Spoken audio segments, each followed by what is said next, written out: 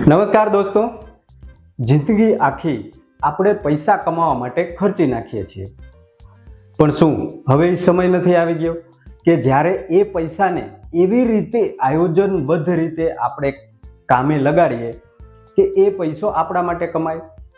હવે આ પ્રક્રિયાને આપણે નાણાકીય આયોજન તરીકે ઓળખીએ છીએ.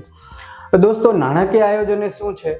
તો કે નાણાકીય આયોજન આપણા જિંદગીના અમુક લક્ષ્યાંકો હોય છે.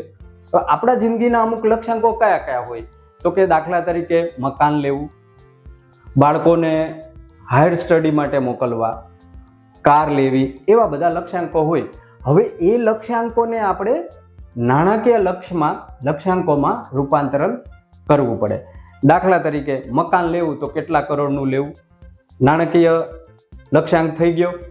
કાર લેવી તો કેટલાની લેવી, 10 લાખ, 20 લાખ, 30 લાખની લેવી, નાણાકીય લક્ષ્યાંક થઈ ગયું. બાળકના હાયર સ્ટડી માટે કેટલા રૂપિયાનું આયોજન કરવું, એ પણ નાણાકીય થઈ ગયું. હવે આ ભવિષ્યની નાણાકીય જરૂરિયાતોને પહોંચી વળવા જે આપણે આયોજન કરીએ એને નાણાકીય આયોજન